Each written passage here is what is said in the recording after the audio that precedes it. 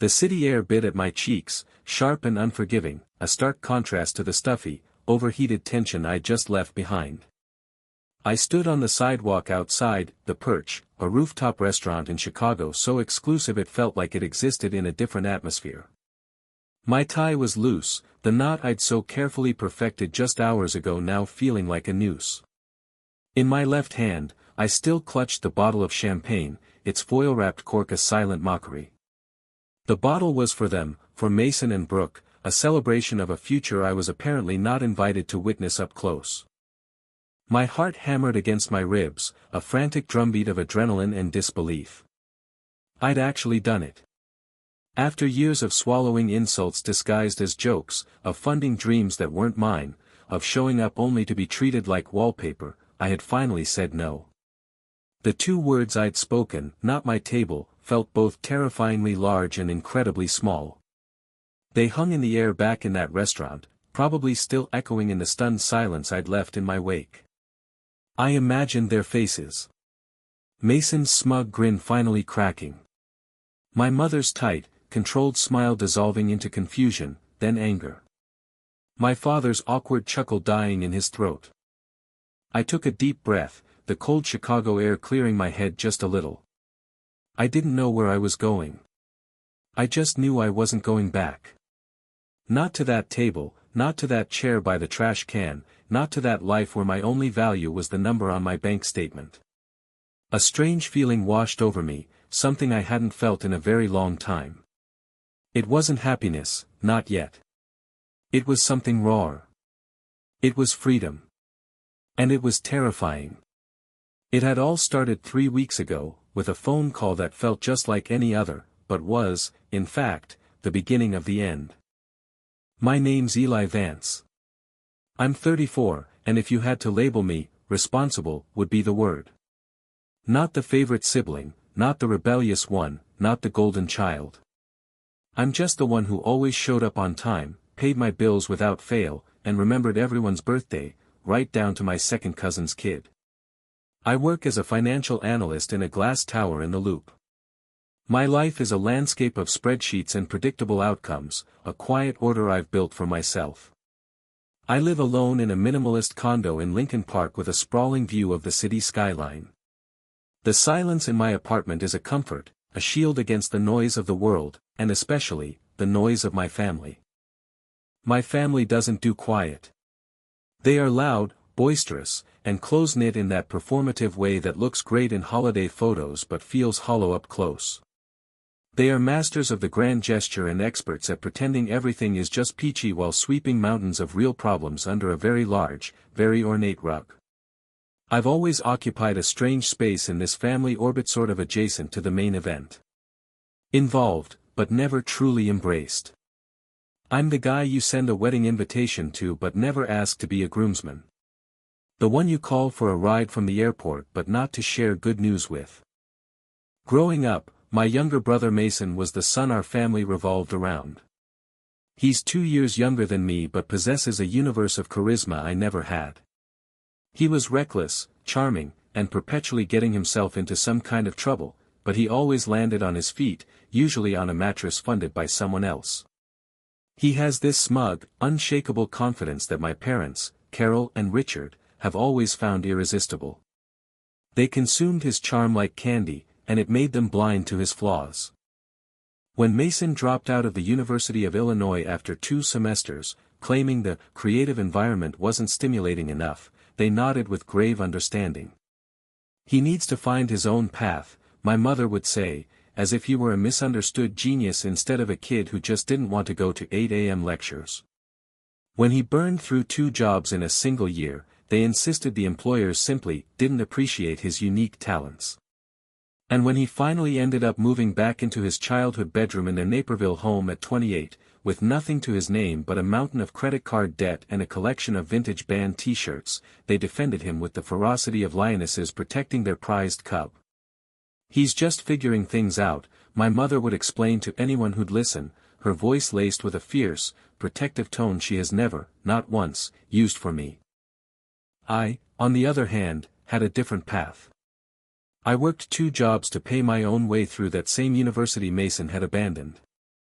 I've held down my job at the same downtown firm for over a decade, slowly and steadily climbing the corporate ladder. A few years ago, when my dad's hours at the manufacturing plant were cut, I was the one who quietly started helping cover a portion of their mortgage. There was no family meeting, no fanfare. I saw a line item on their budget that was in the red, and I fixed it. That's what I do. I am the fixer. The reliable one. But none of it ever seemed to matter. Not really. It never earned me the same unconditional approval they showered on Mason. It never got me a seat at the metaphorical head of the table. I was the foundation of the house, essential, but completely invisible. For years, I told myself I didn't let it get to me. It was easier to believe that lie than to confront the quiet, aching truth that I was being taken for granted. So I developed a strategy for survival. I kept my head down. I sent the checks when they were needed. I replied to the family group texts with a thumbs-up emoji. I showed up for holidays with a polite smile plastered on my face and learned to absorb the small, constant jabs that always came disguised as jokes. "Eli, you're so serious. You need to loosen up, man.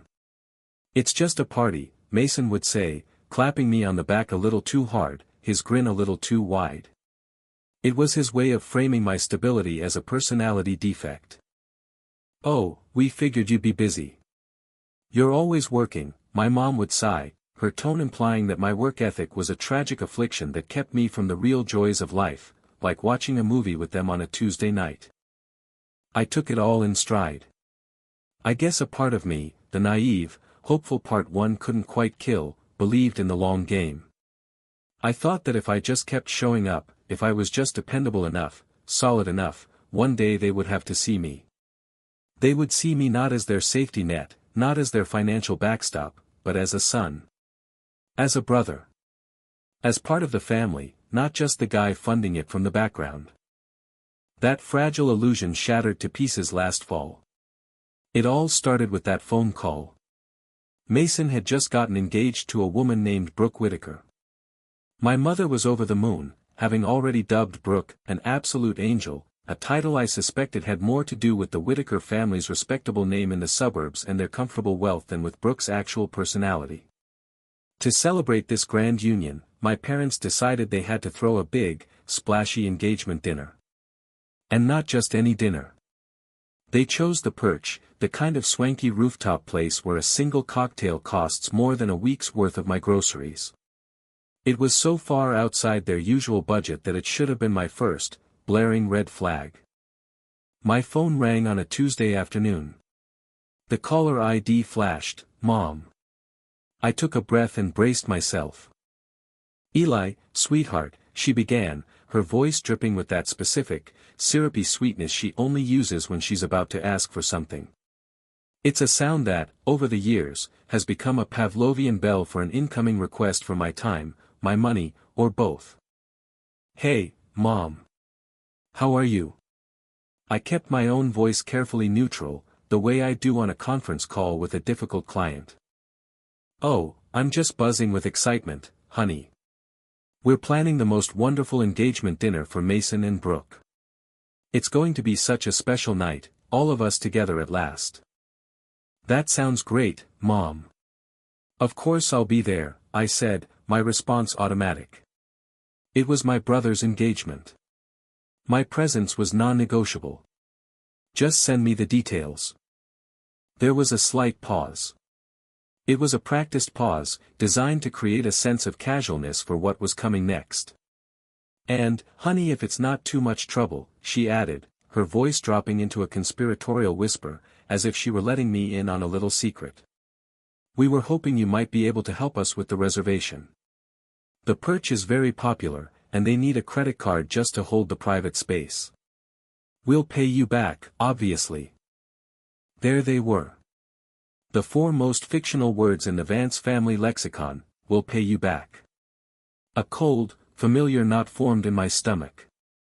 I should have known.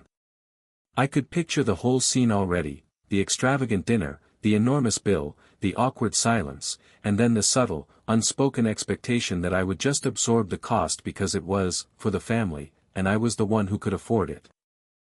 But I was tired. It had been a long quarter at work, and the thought of arguing, of explaining why this was unfair, felt like more effort than it was worth. And beneath that exhaustion, that stubborn, stupid little flicker of hope ignited again. Maybe this time it would be different. Maybe this grand gesture, this expensive dinner I was about to front, would finally be the thing that bought me a real seat at the table. Maybe this time, they would see the magnitude of the contribution. Maybe this time, I'd feel like I was truly a part of it all. "Sure, Mom. No problem," I heard myself say, my voice betraying none of my internal conflict. "Just send me the restaurant's number. I'll take care of it." The relief in her voice was immediate and effusive. "Oh, you're a lifesaver, Eli. Truly the best son a mother could ask for." The syrupy sweetness returned, thicker than before, a reward for my compliance. I hung up the phone and stared out my office window at the gray Chicago skyline. A lifesaver. The best son. It was funny how I only seemed to earn those titles when my American Express card was involved. With a heavy sigh, I pulled up the restaurant's website. I found their events coordinator's number. I called. I booked a private section for 20 people on a Saturday night. And when the coordinator politely requested a card for the $500 non-refundable deposit, I read off the 16 digits without hesitation. I didn't mind. Not really, I told myself. It was Mason's night. And for that, I was willing to pay the price of admission. I just didn't realize at the time that the price wasn't just the $500, or even the $3,000 the final bill would come to. The price was my last shred of hope. The night of the dinner arrived, carried on the crisp air of a Chicago autumn. I approached it with a sense of cautious optimism. I showed up right on time, 7 p.m. sharp. Punctuality is a religion to me, it's a small, controllable piece of order in a chaotic world. I'd made an effort, a significant one. I wore a dark navy suit I'd just picked up from the dry cleaners, a freshly pressed white shirt, and a pair of new silver cufflinks I'd been saving for a special occasion. They felt cool and solid against my skin. I felt good. I felt hopeful. On the way to the restaurant, I'd stopped at a nice wine shop and bought a bottle of Veuve Clicquot.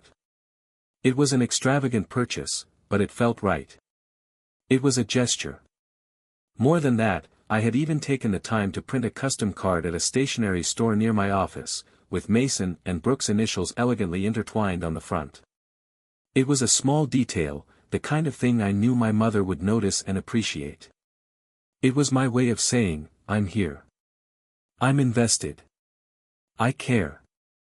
When I arrived at the perch, the hostess, a chic woman with a clipboard and an air of detached efficiency, gave me a small, professional nod. "The Vance party?" she asked, her eyes scanning her list. "Yes, that's me. Eli Vance." She gestured with a pen toward a curtained-off section at the far end of the sprawling rooftop terrace.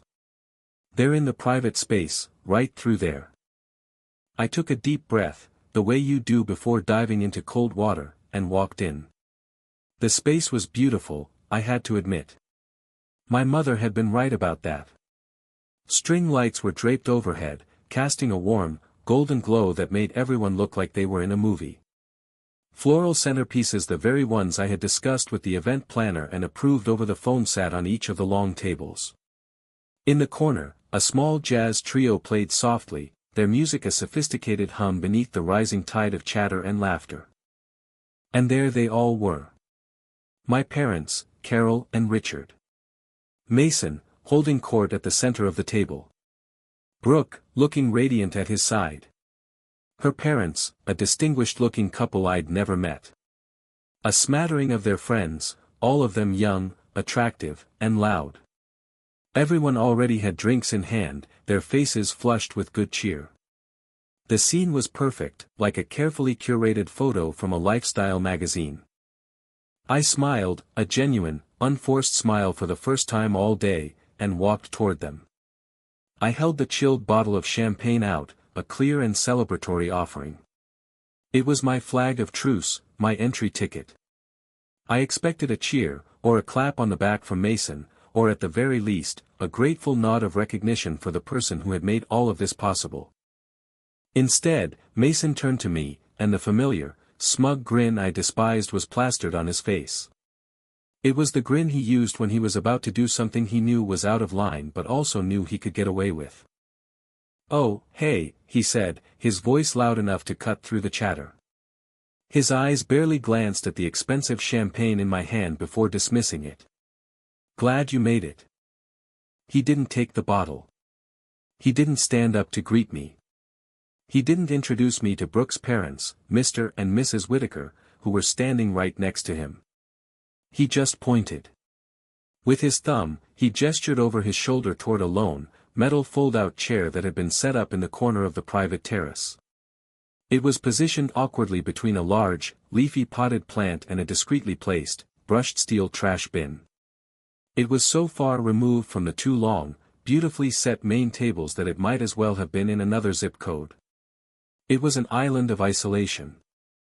"Sorry, man," he said, his voice dripping with a mock sympathy that made my stomach physically lurch. "These tables are for family only." He gestured grandly with his champagne flute to the 20 people laughing and drinking. "But hey," he added, his grin widening, "we saved a spot for you right over there." I actually blinked. For 1, 2, 3 full seconds, my brain refused to process what he had said. It had to be a joke. A stupid, tasteless, profoundly unfunny Mason-style joke. I searched his face for a tell, a crack in his smug facade, a flicker of humor in his eyes that would let me in on the punchline. There was none. He was dead serious. My gaze darted to my mother, my silent, desperate appeal for intervention. She met my eyes for a fraction of a second, then gave me that tight-lipped, non-committal smile she perfected years ago. It was her "I don't want to get involved" smile. It was the smile of strategic blindness. My father just chuckled awkwardly into his whiskey glass and raised it slightly in my direction, a pathetic, cowardly little toast to my public humiliation. And Brooke, the absolute angel, the woman my brother was about to marry, didn't even look up from her animated conversation with her own mother. Then, as if on cue from a cruel director, a few of Mason's friends at the table laughed. They weren't loud, boisterous laughs. They were quiet, stifled snickers, the kind of laughs people try to hide behind their hands. But I heard every single one. Each snicker felt like a small, sharp stone hitting my chest, knocking the wind out of me. I stood there for a second too long, frozen in the middle of the beautiful party, the champagne bottle suddenly feeling heavy and ridiculous in my hand. A hot, prickly flush crept up the back of my neck. My ears were burning with a humiliation so intense, so potent, it felt like a physical heat. In that moment, I was 13 years old again, standing on the edge of a group photo at a cousin's wedding. I remembered my aunt waving me away, saying, "Not you, Eli, your rented suit doesn't really fit the aesthetic." The feeling was identical. The feeling of not belonging. Not fitting. Not being wanted. I wanted to say something. I wanted to scream, "What the hell, Mason? Are you serious? Mom? Dad? Say something." But the words were trapped in my throat, choked off by a thick knot of shame and anger. My voice had abandoned me. So I did the only thing my body would allow me to do. I walked to the chair. The metal legs scraped loudly against the stone floor of the terrace as I pulled it out. The sound was unnaturally loud in the sudden lull of conversation. I set my bottle of Veuve Clicquot down on the floor beside me, next to my feet. And I sat down. Alone. I didn't even take my coat off. I just sat there, in my perfectly pressed suit and my new silver cufflinks, next to the trash can, and tried to breathe. A waiter came by a few moments later, his expression a mask of polite, professional neutrality. He was young, probably a college student. "Are you at the party, sir?" he asked, his eyes flicking from my solitary, miserable figure to the laughing group at the main tables. I couldn't trust my voice, so I just nodded silently. He didn't ask any more questions. He probably drew his own conclusions. He just handed me a glass of water on a small tray and moved on, disappearing back into the party I was watching from the outside. And that was it. I was officially invisible. A ghost at the feast. I sat there for almost 2 hours. An hour and 47 minutes, to be precise, according to the clock on my phone, which I checked with obsessive frequency. I watched the sun dip below the Chicago skyline, the clouds painted in brilliant strokes of orange and purple, a beautiful spectacle I couldn't appreciate. The city lights began to glitter to life, but all I could focus on was the cold, hard reality of my situation. I watched them laugh. I watched them raise their glasses for toasts. My father stood up and gave a rambling, heartfelt speech about what a fine young man Mason had become, conveniently omitting the part where that fine young man was still living rent-free in his childhood bedroom and driving a car I had co-signed for. I watched them open gifts, crystal wine glasses from one aunt, a designer picture frame from another. My unopened bottle of champagne sat on the floor by my feet, the condensation beating on the green glass like cold sweat. I watched my brother, the radiant center of this universe, stand up to give a long, rambling speech of his own.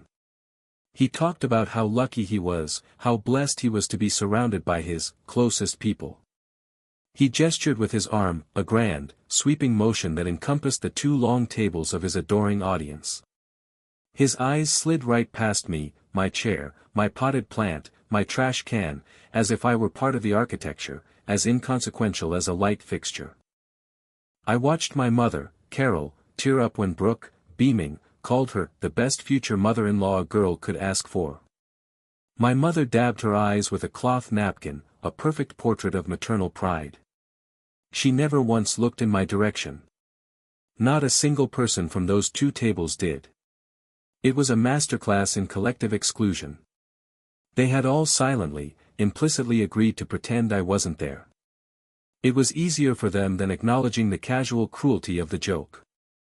The only person who seemed to register my existence was the young waiter who had given me my water. He would glide past every 15 minutes or so on his way to and from the kitchen, and his eyes would offer a fleeting flicker of what I could only interpret as pity. He never asked if I wanted to order food. He probably assumed I was some sort of weird, overdressed security guard, or perhaps a melancholy cousin who'd had a fight with the family. Or maybe he understood exactly what was happening and didn't want to embarrass me further by drawing attention to my solitude. Whatever the reason, I was grateful for his silence. Eventually, dessert was served. It was some kind of elaborate, multi-layered cake with edible gold flakes that shimmered under the warm glow of the string lights. The jazz trio, sensing the evening was winding down, transitioned into a slow, romantic tune. Mason theatrically fed Brooke a bite of cake with a fork, and the tables erupted in a predictable chorus of ahs. I felt a hollow ache deep in my chest. It wasn't jealousy of Mason or Brooke. It was grief. A profound grief for the fantasy I had clung to for so long, the fantasy of one day, finally, belonging. That fantasy was dying a slow, painful, public death right here on this rooftop terrace. And then, the check came. The final act of the play. I watched the waiter, my silent, pitying friend, walk toward their table holding a small, black leather folder. He paused, looking around the table as if trying to identify the host.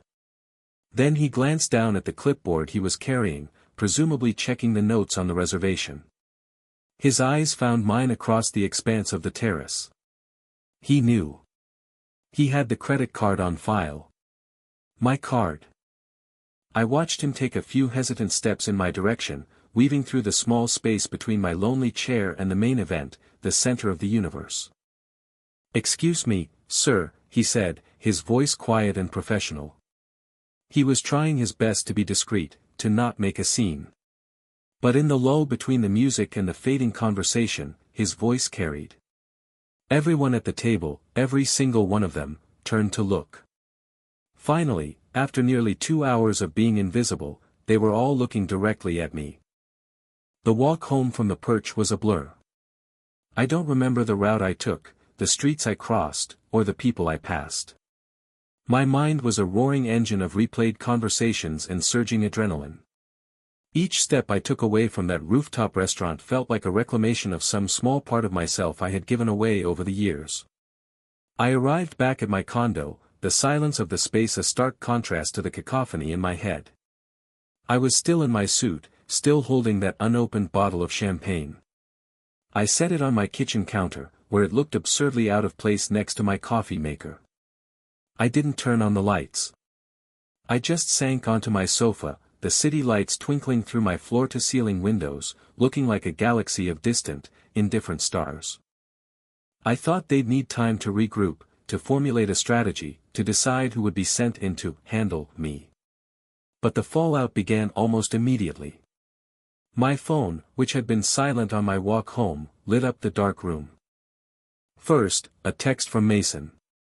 "Dude, seriously? You couldn't have just paid the check and talked to me after. You really screwed me."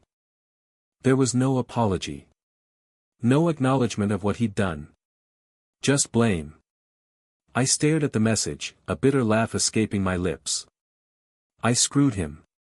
The logic was so twisted, so quintessentially Mason, that it was almost impressive. I didn't reply. A minute later, another message. This time, from Mom. "You embarrassed us in front of Brooke's entire family. Was that your goal? Revenge? I am so disappointed in you, Elijah." Elijah. She only used my full name when she was trying to assert her maternal authority, usually right before telling me how I'd failed her in some way. Disappointed. The word used to crush me. Tonight, it felt weightless. Again, no apology. Just shame, expertly weaponized to trigger my default setting of guilt. I set the phone face down on the cushion beside me, the screen casting an angry glow on the leather. But then, it rang. A full-on call. An unknown number. My first instinct was to ignore it, to let the entire Vance family stew in the mess they had created. But something made me answer. Curiosity, maybe. Or the faint, foolish hope that it was my father, calling to do the right thing. "Hello?" I said, my voice hoarse. "Eli. It's Brooke." Her voice was quieter than I'd ever heard it. At the dinner, she'd been all bright smiles and loud, confident laughter. Now, she sounded small, hesitant, and unsteady. "Hi, Brooke," I said cautiously. My mind raced. Was this part of the family offensive? Was she calling to scold me, to tell me how I'd ruined her perfect night? I know we don't really talk," she started, her words rushing out in a nervous jumble. "And I know this is probably the last thing you want right now, but can I just ask you something?" "Sure," I said, my guard still up. Did you really pay for everything? The deposit, and Mason said you helped pick the flowers, all of it?" I paused, surprised by the question. It wasn't the accusation I was expecting. "I paid the deposit to reserve the space, yes," I said, choosing my words carefully. "And I coordinated with the event planner on some of the details because your future mother-in-law asked me to. They wanted my input." There was a silence on the other end, long enough for me to hear the faint sound of a car horn from her end of the line. When she spoke again, her voice was barely a whisper. "They told my dad you offered to. That it was your idea. A gift. Mason told him you felt so bad about being busy with work that you insisted on paying for the whole thing as your engagement present." That stopped me cold. A hot, fresh wave of anger washed over me, eclipsing the dull ache of humiliation. It wasn't just a cruel, thoughtless joke, then. It was a premeditated lie. A calculated deception. "I never offered," I said, my voice low and dangerously even. "They asked me to put my card down to hold the space. I said yes.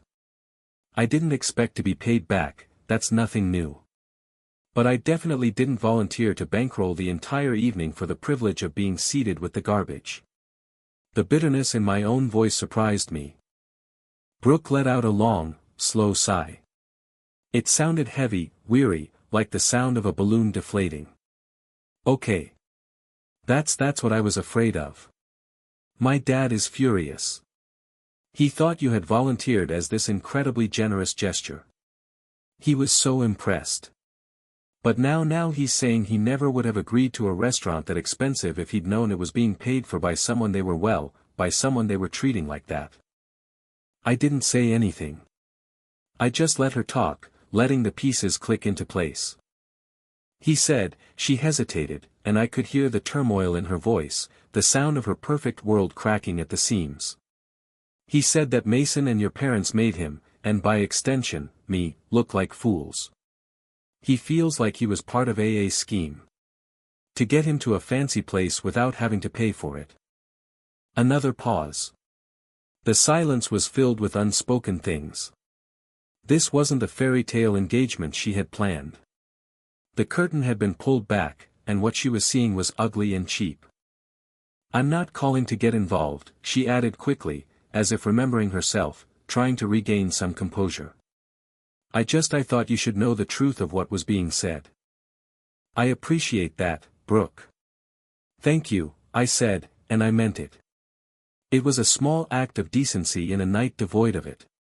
And for what it's worth, I'm sorry your night was ruined. It was already ruined, she said quietly, her voice full of a sudden, surprising clarity. I just didn't realize it until the check came. We hung up, and I was left in the dark silence of my apartment, the phone feeling heavy in my hand. The lie was the key. It changed everything. My family hadn't just been cruel, they had been deceitful. They had used my generosity to paint a false picture of their own, and they had been caught. The fallout, I suspected, was only just beginning. The next day, Monday, the silence from my family was deafening. No calls, no more angry texts. It was an eerie quiet, the kind that precedes a storm. I went to work and tried to focus on spreadsheets and market projections, but my mind was elsewhere. I kept replaying the dinner, the conversations, the looks on their faces. I felt a strange mix of anxiety and empowerment. I had finally stood up for myself, but I had also detonated a bomb in the middle of my own life, and I was waiting to see the extent of the damage. The first real tremor came on Tuesday morning. I got a call from a number I didn't recognize, but it had a Naperville area code. I answered cautiously. Eli Vance, a man's voice asked. It was deep, formal, and carried an unmistakable air of authority. This is he. This is Robert Whitaker. Brooke's father. My stomach tightened. I braced myself for a lecture, for an accusation, for being blamed for the whole mess. Mr. Whitaker, I said, keeping my voice level. I'm sorry about the other night. Don't be, he cut me off, his tone sharp but not unkind. You have nothing to apologize for. In fact, I'm calling to apologize to you. My daughter and I were guests at an event where the host's brother was treated in a manner that was, frankly, disgraceful. I was embarrassed to be associated with it. I was so stunned I couldn't speak for a moment. I'm a man who believes you judge a person's character not by how they treat their superiors, but by how they treat those they perceive to be beneath them, he continued, his voice like gravel. What I witnessed on that rooftop was a profound failure of character. I've since learned about the financial arrangements, and the deception involved only deepens my concern. I understand, I managed to say. I'm not sure you do, he said. My daughter's happiness and well-being are my primary concern. I am now forced to seriously reconsider the family she is planning on joining. I wanted you to hear that directly from me. You conducted yourself with a dignity they clearly lack. He didn't say much more, and the call ended as abruptly as it began. I hung up the phone, my mind reeling. This was a development I had not anticipated. Robert Whittaker wasn't just angry, he was reevaluating the entire engagement. The consequences of that night were spiraling far beyond a simple family argument. Mason hadn't just made a joke, he had revealed his true nature to a man who had no tolerance for it. The ripple effects hit Mason like a freight train. That evening, I got a call from a mutual friend, a guy named Trent who had been at the dinner. He sounded sheepish and deeply uncomfortable. "Hey, man. Look, I was at the dinner. And yeah. That was seriously messed up what Mason did," he started. "Thanks, Trent," I said, surprised he'd even call. "No, seriously. And you should know, it's gotten complicated."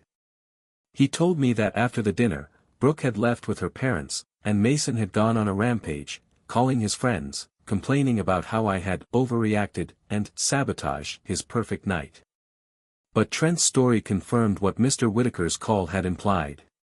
The Whittakers were not letting this go. "Brooke's dad is a big deal, man," Trent said, lowering his voice. "He's old school. Cares about honor and your word and all that stuff. He found out Mason lied about who paid for the venue, that he basically used you to impress him. He's livid. He told Mason that all wedding planning is on pause until they have a serious conversation about values. Values, I repeated, the word tasting like irony in my mouth. Yeah. Ouch, Trent said. Mason is freaking out. Apparently, Brooke has gone back to her own condo for a mental reset, and she's not answering his calls. The Pinterest boards they shared for wedding venues and floral arrangements have vanished. The kingdom was crumbling. And I, the court jester who had been banished to sit by the trash can, had apparently been the one to pull out the cornerstone. The news from Trent that the wedding plans were on pause sent a shockwave through the family, and the epicenter of the resulting panic was my mother. Her strategy of pretending nothing had happened had failed spectacularly. Her next move was predictable: escalate the campaign to make me fix the problem I hadn't created. On Wednesday morning, the email arrived. It was a tactical shift. A text was too informal, a phone call too easily hung up on. An email was official, a document of her grievance that I couldn't ignore. The subject line was just one word, a masterstroke of passive aggression: please. I opened it with a sense of dread. The body of the email was 5 paragraphs of beautifully crafted, sugar-coated manipulation.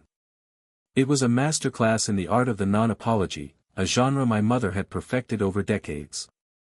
"My dearest Eli," she began, the formal endearment a clear sign that this was serious. "I am writing to you with a heavy heart. The last few days have been incredibly difficult for this family, and I know you must be hurting, too. I want you to know that I never, ever meant for you to feel excluded the other night. It was a simple oversight in a very chaotic moment, and I never realized how it must have looked from your perspective. Your happiness is so important to all of us." I had to stop and read that line again. I never realized.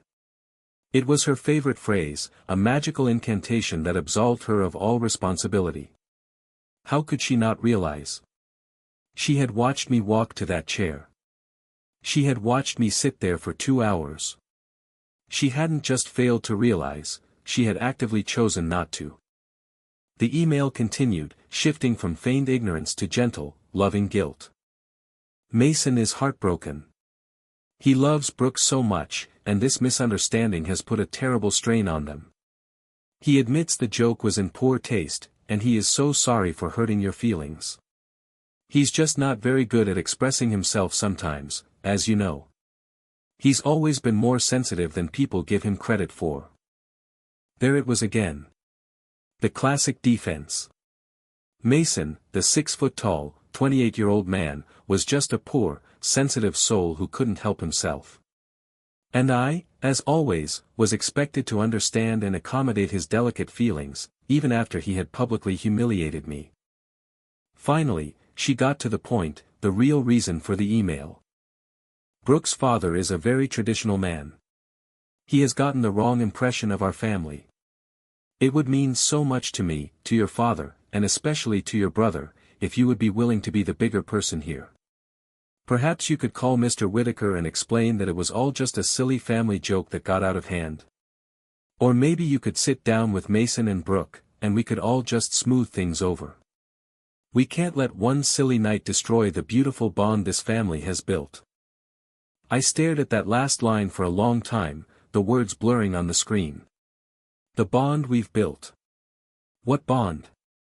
Was it the bond where I drove 3 hours in a snowstorm on Christmas Eve to bring gifts because Mom said Mason wasn't in the right headspace to shop for anyone? Or maybe the bond where I cancelled my long-awaited trip to Spain 2 years ago because Dad needed knee surgery and they didn't have the money for a private home nurse? Or the bond where I co-signed the loan on their second car, the same car Mason now drove exclusively without even being asked twice? That wasn't a bond. That was a system of exploitation. It was scaffolding, and I was the entire structure. They had mistaken my reliability for unconditional love, my silence for contentment. Nowhere in those 5 paragraphs, in those hundreds of carefully chosen words, was the simple, 3-word sentence, "I am sorry." There was no accountability. Just a string of excuses dressed up as concern, and a clear, unmistakable request for me to lie to protect them. I closed the laptop. I didn't reply to the email. I let it sit in my inbox, a digital monument to their delusion. I let them squirm in the silence. 2 days later, on Friday afternoon, my phone rang. It was my Aunt Karen, my mom's sister. That surprised me. Aunt Karen wasn't exactly the warm and fuzzy type. She was a no-nonsense businesswoman who ran her own successful interior design firm in the city. She was sharp, pragmatic, and always carried an air of barely concealed judgment about her sister's chaotic family life. We hadn't spoken one-on-one in over a year. "Eli," she said, her voice brisk, skipping the pleasantries entirely. "I heard about the dinner." "Of course you did," I said, a hint of sarcasm creeping into my voice. "The family telegraph is faster than fiber optics." "I'm not calling to scold you," she said quickly, cutting through my cynicism. "I'm calling to say one thing, good. It's about damn time someone shook that tree." That caught me completely off guard. I was so used to being the black sheep, the one who was too serious, that hearing a word of support from within the family felt disorienting. "What?" She sighed, a sound of long-suffering exasperation that I knew was directed at her sister, not at me. "Look, I know how your parents are. I love my sister, Carol, but she's a professional rug sweeper. And your father, Richard, just enables it. They've always pretended things are perfect while leaning on you to fix the cracks. They've leaned on you too much, for too long. And Mason, well, he's always gotten away with treating you like some kind of side character in his own damn movie." A lump formed in my throat. To be seen, truly seen, by someone in my own family was a foreign and overwhelming feeling. It was like I had been speaking a language no one understood for years, and someone had finally learned to translate. I appreciate that, Karen," I said quietly. "But why are you telling me this now?" "Because now the Whitakers are involved," she said, her voice as dry as a martini. "And your mom is panicking. The stakes are higher than your feelings, now it's about public image. She called me yesterday in a total state, going on and on about how you were being stubborn and ruining Mason's happiness. She asked if I'd be willing to talk some sense into you. I raised an eyebrow, even though she couldn't see me. "And what did you say to her?" "I told her you didn't need sense talked into you," she said, a clear note of satisfaction in her voice. "I told her you needed space. And I told her that maybe it's time they all learned how to function without using you as their human scaffolding." There it was again. Scaffolding. The perfect word. It was the word that had been floating in my own head, and hearing it from someone else, from within the family, was a powerful, fortifying validation. That conversation was the first time I felt like I wasn't going crazy. Someone else saw the rotten framework. Someone else knew. That phone call was the midpoint. It was the turning point. The validation from Aunt Karen, the pathetic desperation in my mother's email, and the continued silence from Massenet all solidified my resolve. They didn't want me, the person. They wanted a tool. A fix-it guy. A wallet with a heartbeat. A public relations manager to clean up their messes. The final piece of the puzzle clicked into place that evening. I was trying to watch a movie, but my mind was restless. My phone buzzed on the coffee table. It was another text. This time, from Mason. It was different from his first angry message. The rage was gone, replaced by a raw, unfiltered panic. It was the text of a cornered animal. Bro, Brooke's dad just canceled the deposit on the wedding venue. He sent them an official letter. Said we're not aligned in values. Fix this. Now. Can you call him? He seemed to respect you. Please man. I'm begging you. Just fix this. And that's when I realized, with a soul-crushing certainty, that he still didn't get it. He would never get it. He still thought this was a problem that could be fixed by me. He still thought I was a button he could push, a pressure valve he could release, a tool in his toolbox that he could pull out to repair his own self-inflicted damage. So I decided to finally fix something. But not in the way he meant. That night, I didn't sleep much. Mason's text message "fix this" echoed in the quiet of my apartment. It wasn't a plea between brothers, it was a command from someone used to getting his way. It was the tone of a king ordering a servant, completely oblivious to the fact that the servant had just walked out of the castle and locked the gate behind him. He didn't see me as a brother who was hurting. He saw me as a function, an emergency service he was entitled to, a tool specifically designed to repair the consequences of his own actions. For years, I had been the family's silent fixer. I fixed bad credit scores with my co-signatures. I fixed empty refrigerators in their Naperville home with grocery deliveries I ordered online. I fixed their financial shortfalls with quiet bank transfers they never had to ask for twice. I had fixed so many of their problems that they had forgotten how to fix their own. Mason, most of all. He had never truly faced a consequence he couldn't charm, cry, or manipulate his way out of, usually with me or my parents trailing behind him, cleaning up the mess. His panicked text wasn't about reconciliation. It was about losing access. He was losing access to Brooke, to her family's money, to the comfortable, respectable lifestyle he felt he deserved without having to work for it.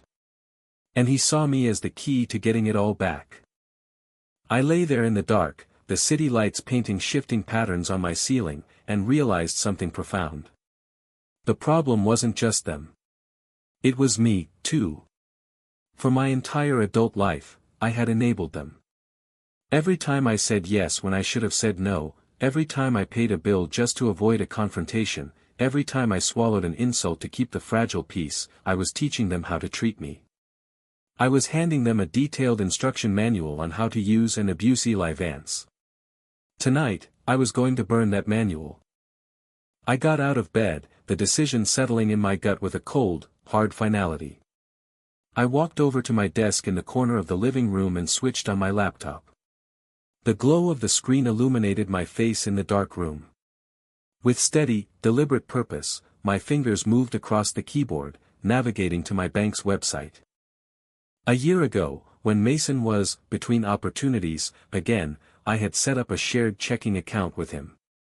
The idea, my mother's idea, was that I would put some money in it for him to use for essentials, gas for the car I co-signed for, groceries, job application fees while he got back on his feet. It was meant to be temporary. But, like everything with Mason, temporary became a permanent state of being.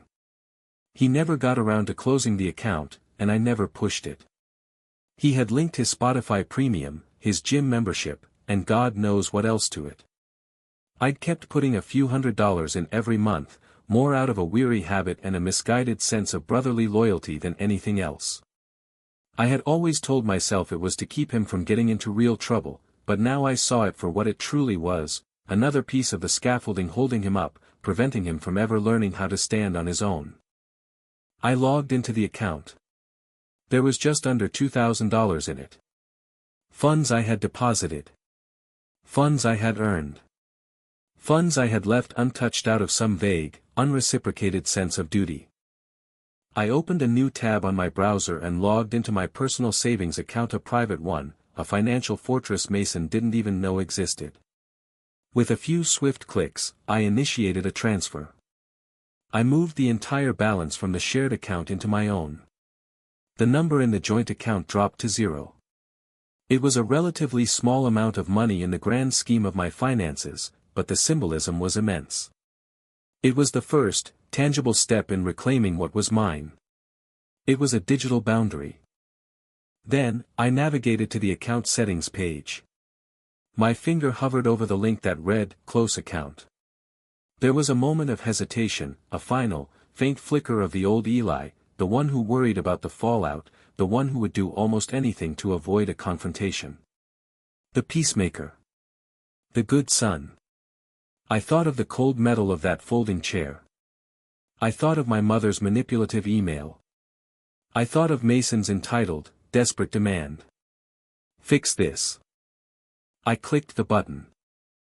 A confirmation window popped up, the bank's final safeguard. Are you sure you want to permanently close this account? This action cannot be undone. A slow smile spread across my face in the blue glow of the monitor. I'm sure, I whispered to the empty room. I moved the cursor and clicked, Confirm. The page refreshed, and a green banner appeared, Your account has been successfully closed. I leaned back in my chair and let out a breath I didn't realize I had been holding for years. The next morning, the storm I had been bracing for finally hit. My phone started ringing at precisely 9:15 a.m.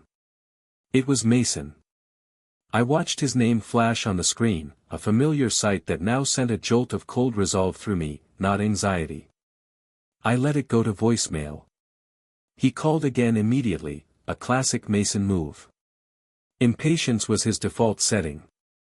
I let it go again. And a third time. And a fourth. On the fifth consecutive call, I decided to pick up. The confrontation was inevitable. I might as well get it over with. Besides, a part of me, the part that had been silent for 34 years, wanted to hear the panic in his voice. What did you do? He barked, his voice a frantic, high-pitched squawk. There was no hello, no preamble. Just pure, unfiltered rage and confusion. I didn't say anything. I just held the phone to my ear, letting the silence stretch. I took a slow sip of the coffee I had just brewed. It was a good cup of coffee. I had ground the beans myself. It was a small, satisfying ritual in my quiet, orderly morning. Eli. Are you listening to me? He yelled. I have a date with Brooke tonight. Let's talk things over, dinner. I was going to take her to that place she likes in River North, you know, to show her I'm serious. And my card just got declined. At a Starbucks. For a $5 coffee. The barista looked at me like I was a loser. He said the account doesn't exist. I know, I said. My voice was calm, almost serene. It felt strangely powerful. I closed it. The silence on his end was deafening. I could practically hear the gears in his head grinding to a halt, trying to process a reality that had never existed for him before, a reality where his safety net had just been doused in gasoline and set ablaze. You what? He finally stammered. You can't just do that. I can, I said, my voice still infuriatingly calm. And I did. It was a joint account, Mason. Both our names were on it. And I, as one of the account holders, exercised my right to close it. I took another sip of my coffee. The warmth spread through my chest. It felt good. You told me I wasn't family, remember? I just figured that courtesy extended to our shared finances. You don't get to use my money if I'm not even allowed at your table. The two things are, as it turns out, linked. He was quiet for a moment, clearly cycling through his usual tactics. Anger hadn't worked. Now came the pleading, the attempt to make me feel unreasonable. Come on, man. Don't do this. This isn't you. You're being crazy. You're right, I agreed pleasantly. This isn't the old me. The old me would have just transferred more money into the account to cover your dinner and then apologized for the bank's error. The new me closes the account. He switched tactics again, landing on his old, reliable favorite, personal attack. Accusation. You're jealous, he spat, his voice cracking with a strange mix of rage and desperation. That's what this is all about, isn't it? You've always been jealous. Jealous that I got the attention, that mom and dad loved me more. You've been waiting your whole life for a chance to sabotage me, and now you're throwing a childish tantrum because for once, Brooke's dad is taking my side. I laughed. An actual, genuine, unrestrained laugh. It bubbled up from my chest, a sound of pure, unadulterated disbelief at the depths of his delusion. It was a laugh of liberation. Oh, Mason, I said, the laughter still in my voice. You really think he's on your side? You really think a man like Robert Whittaker, a man who built his entire reputation on integrity and hard work, is impressed by a 28-year-old who lies about paying for his own engagement party and has his older brother subsidize his Spotify subscription? He's not on your side, you idiot. He's not taking your side. He's just finally realized who you are. There was only stunned silence on the other end of the line. I had finally, after a lifetime of trying, left him completely speechless. Don't worry, man, I said, my voice turning cool and distant, all traces of laughter gone. I delivered the final blow, using the very words my parents had used as a shield to defend him for years. You'll figure something out. You always do. I paused, letting the words sink in. Maybe ask Mom to open a new line of credit in your name again. I hear they have great introductory offers. Or hey, maybe Brooke's dad can teach you how to stand on your own 2 feet. It's probably time you learned. And I hung up. I ended the call before he could respond, before he could launch into another tirade of blame or another round of pathetic pleading. It felt like clicking that confirm button all over again. A decisive action. A full stop. An action that could not be undone. I sat in my quiet apartment, the morning sun streaming through the large windows, illuminating the dust motes dancing in the air. I expected to feel a pang of guilt, or a wave of anxiety about the inevitable family blowback, or even a sliver of sadness for the brother I once had. But I didn't. All I felt was a profound and overwhelming sense of peace. I had spent a lifetime fixing their messes. Now, I had my own life to fix. A few hours later, my phone buzzed again. An email notification. I glanced at the screen, expecting another desperate missive from my mother. But it wasn't from them. It was from Brooke. The subject line was simple, direct, and sent a jolt of nervous anticipation through me. Subject, I think we need to talk. I stared at her name, at those 6 simple words, for a long time before my thumb finally moved to open the message. I had a strong feeling that whatever was inside that email, it wasn't going to be about fixing things with Mason. It was the final piece of the climax, the last domino to fall. I stared at Brooke's email for a while before opening it. The subject line, I think we need to talk, felt like the precursor to something big, something I wasn't entirely sure I was ready for. It was the kind of message that could either be an olive branch or a final grenade thrown into the wreckage. But curiosity, and a strange, unbidden sense of closure, pushed me to click it open. It was longer than I expected. Not a short, angry note, but a carefully composed message. It was polite but deeply personal, formal in its structure yet laced with the raw, weary tone of someone who had reached the end of their rope and was now looking back at the journey. Eli, she began. I'm writing to you because I feel like you're the only person who will understand the entirety of this situation without bias. I want to start by saying I am deeply, profoundly sorry for what happened at the engagement dinner. And I'm sorry for my role in it. For my silence. I was so caught up in planning the perfect night, in managing my parents' expectations and Mason's enthusiasm that I didn't stop to see the full picture. I saw you sitting alone, and I told myself the story Mason had fed me, that you were introverted, that you preferred to be on the sidelines, that you had insisted on helping with the cost because you felt bad you couldn't be more involved. I chose to believe it because it was easier than confronting the truth of what was happening right in front of me. That admission hit me harder than I expected. I chose to believe it because it was easier. It was the same choice my parents had made for years. It was the choice I had made about myself for most of my life, pretending I didn't mind the slights, pretending the jokes didn't sting. It was the path of least resistance, and it led directly to that chair by the trash can. The email continued, and I could feel the dam of her composure breaking with each sentence. My father was furious. He is, as you might have gathered, a man of principle. Not just because of the financial deception, but because of what it represented. He said to me the next day, "Brooke, if they can publicly humiliate the very person who was funding and supporting the entire night, then I need you to seriously reconsider who you are aligning our family with." He saw it as a fundamental reflection of Mason's core character, or rather, his profound lack of it. Mason, of course, tried to downplay everything at first.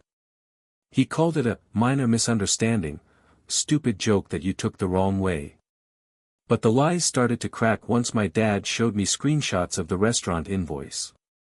He'd requested a full, itemized breakdown from the manager. He saw your name next to the $500 deposit.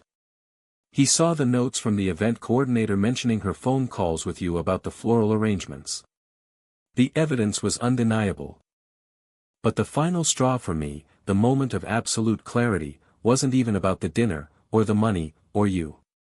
It was about his reaction when I confronted him with the proof. He didn't apologize. He didn't show a flicker of remorse. He got angry. He turned it around on me. He said I was taking your side against him, that I didn't trust him, that I was trying to ruin his happiness.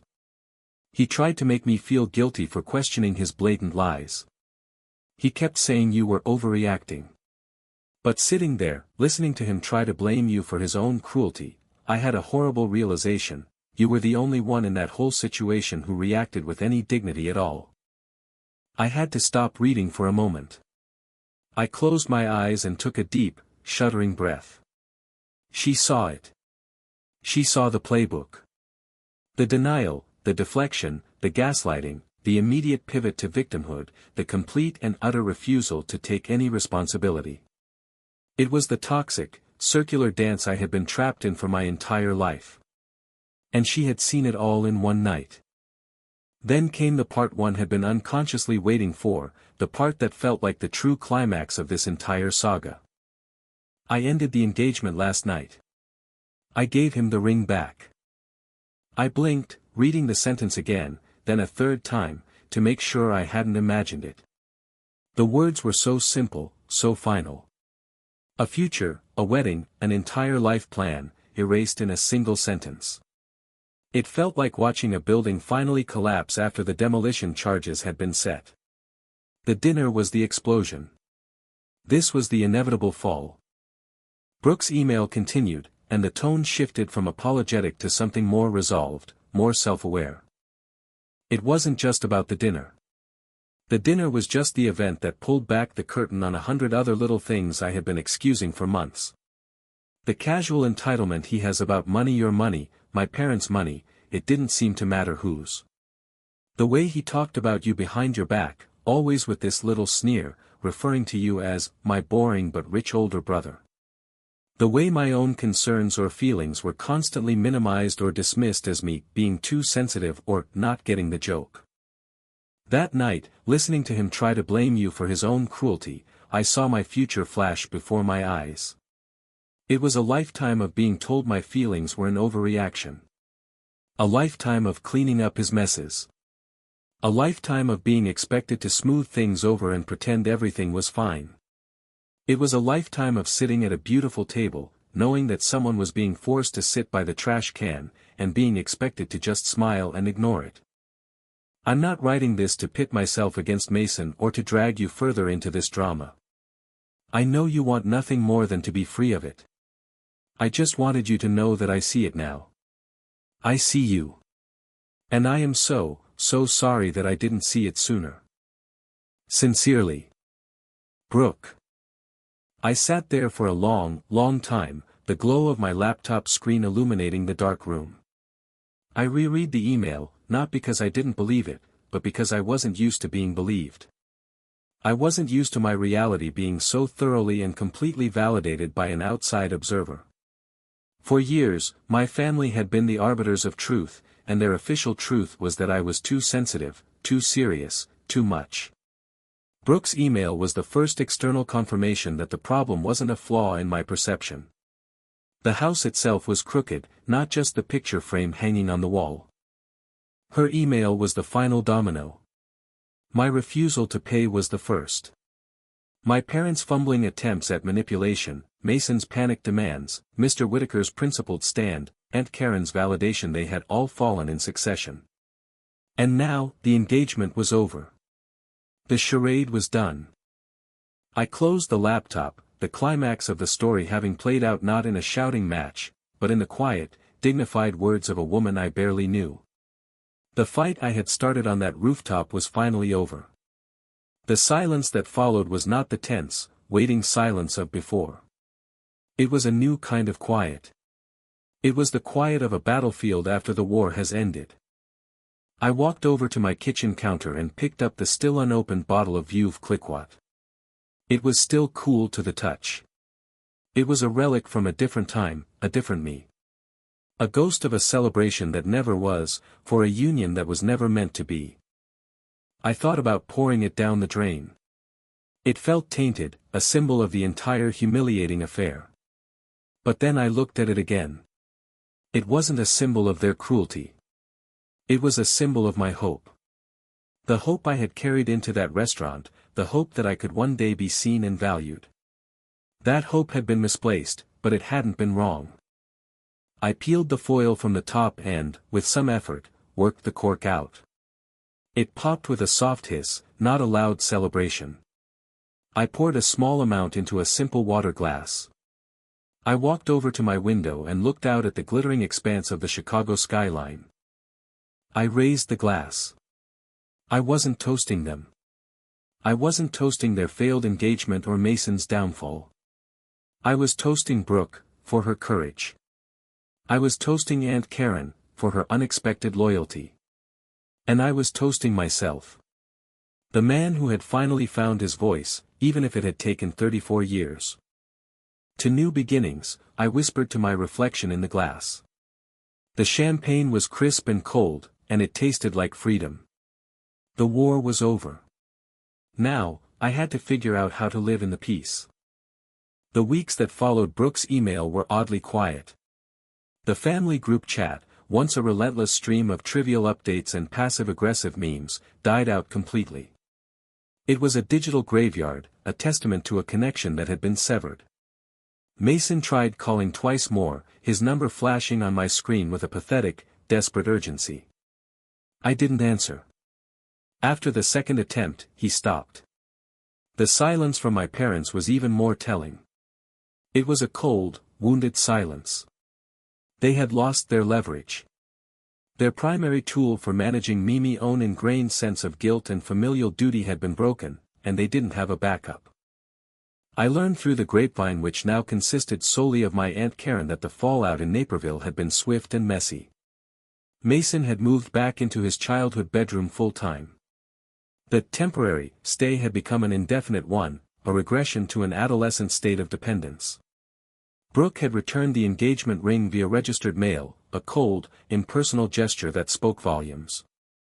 Her father, true to his word, had sent out official cancellation notices to all the wedding vendors, ensuring that none of the deposits Mason had presumably hoped to get back would be returned. A few of Mason's so-called friends, the ones who had been riding his coattails to Brooke's family connections, had quietly faded away, their loyalty as shallow as their ambitions. I thought that would be it. I thought the silence would just stretch into a new, quiet normal. An estrangement born not of a single explosive fight, but of a long, slow erosion of respect that had finally crumbled the foundation. I was prepared for that. In a way, I welcomed it. The quiet was a relief. It was space to breathe, to think, to exist without the constant, low-level hum of their expectations and disappointments. But then, one Sunday morning, about a month after the dinner, I got a knock on my door. It was a soft, hesitant knock, not the confident rap of a delivery person. I wasn't expecting anyone. I walked to the door and looked through the peephole. My heart sank. It was my mother. She stood on my front porch, a small, solitary figure in a long, gray cardigan. In her hands, she held a large Tupperware container of her homemade lasagna, holding it out in front of her like it was a shield or a white flag of surrender. Her eyes were puffy, and her usually immaculate makeup was thin and hastily applied. She looked tired. She looked smaller than I remembered. I didn't say anything. I just opened the door a crack and waited, my body forming a physical barrier in the doorway. "Hi, Eli," she said, her voice soft, stripped of its usual manipulative sweetness. "I brought you dinner. Your favorite."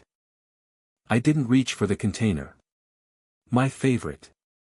It was a classic move from her playbook, an act of service designed to indebt me, to soften me up before the real agenda was revealed. "What do you want, Mom?" I asked, my voice flat. She flinched at my tone, but she didn't retreat. "I just wanted to talk," she said, her eyes pleading. "No excuses. Just talk." That part surprised me. "No excuses" was not a phrase in her regular vocabulary. Against my better judgment, a sliver of curiosity wedged the door open a little wider. I stepped back and let her in, an unspoken, temporary truce. She walked into my condo and looked around, as if seeing it for the first time. She had been here before, of course, for holidays and brief, obligatory visits, but she had never really seen it. She had never seen the quiet order, the deliberate minimalism, the life I had built for myself so far removed from the cluttered chaos of her own home. She sat down at my small kitchen table, the one that only had 2 chairs, placing the lasagna between us like a centerpiece. She sat the way she used to when I was a kid and she had to tell me bad news, her fingers nervously twisting the handle of her purse, her smile forced and fragile. But this time, there was no passive aggressiveness in her posture. No hint of, "You're just tired," or, "He didn't mean it." She cleared her throat, a small, nervous sound in the quiet apartment. "I owe you an apology," she said, looking. I crossed my arms over my chest, a defensive posture I didn't even realize I was taking. "Just one?"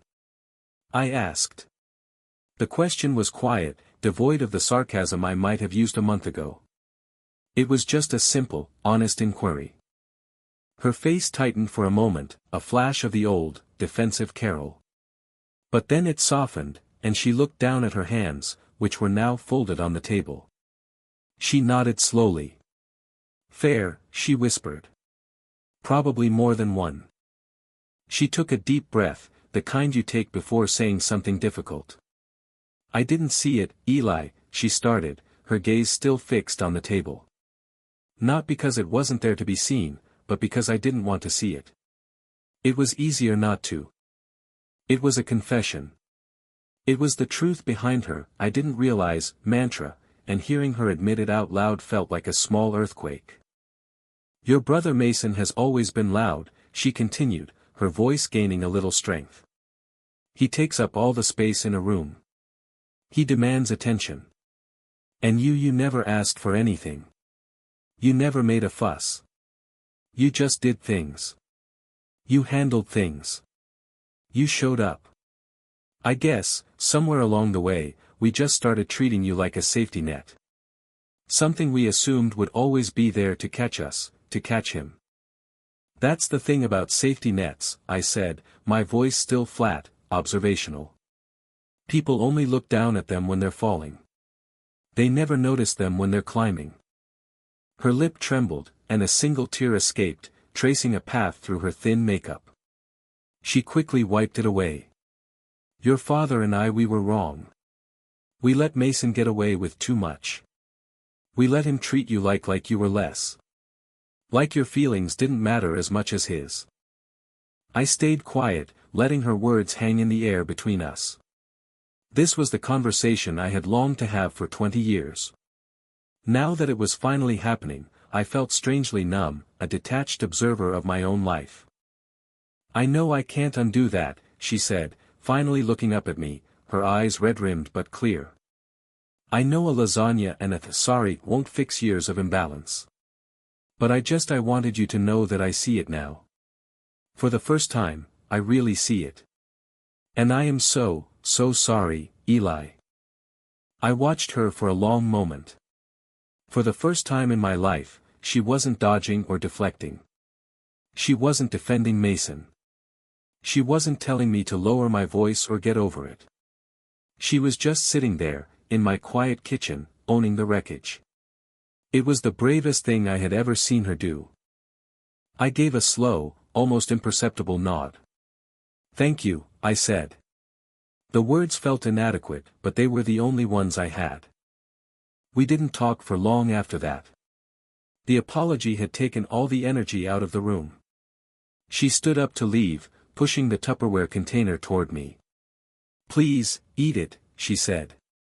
I made it for you. This time, it didn't feel like a transaction. It felt like a simple, maternal offering. I walked her to the door. She didn't ask me to forgive Mason. She didn't ask me to call him or to come over for dinner next week. She just paused at the threshold, turned to me, and said, "Take care of yourself, Eli." Then she turned and walked down the hall toward the elevator, her shoulders looking a little less slumped than when she had arrived. After she left, things didn't magically repair themselves, but they didn't get worse, either. The dynamic had shifted in a fundamental way. The silence from my parents was no longer a cold, angry one. It was a respectful, cautious silence. My mother started sending individual text messages instead of relying on the defunct group chat. They were short, simple things, thinking of you, or, saw this article about a new building downtown and thought of your view. They were messages that asked for nothing in return. A few months later, she sent an invitation for Thanksgiving. We would love to have you, but please, only if you feel up to it. No pressure at all. I stared at the text for a long time. No pressure. 3 words I had never heard from her before. I haven't decided if I'll go yet. Mason, from what I hear through Aunt Karen, is still living in Naperville. He's working part-time at some tech startup he hates, a job he got through a friend of a friend. He is, for the first time in his life, paying rent to my parents, a nominal amount they insisted on. He hasn't reached out to me again, and I'm okay with that. Some bridges aren't meant to be rebuilt. Some are just meant to be monuments to the lessons you've learned. As for me, I started doing more with my time, the time that was no longer consumed by family drama. I took the postponed trip to Spain. I spent 2 weeks exploring Barcelona and Madrid, eating tapas, drinking Rioja, and feeling gloriously, wonderfully anonymous. I came back with a tan and a new perspective. I bought myself a new set of noise-canceling headphones. It was a symbolic purchase. I was learning to tune out the noise, both internal and external. I started reading books on boundaries, on family dynamics, on the quiet strength of introverts. I was learning the vocabulary for feelings I'd had my whole life but never knew how to name. I even started seeing a therapist. A kind, smart woman with a calming voice.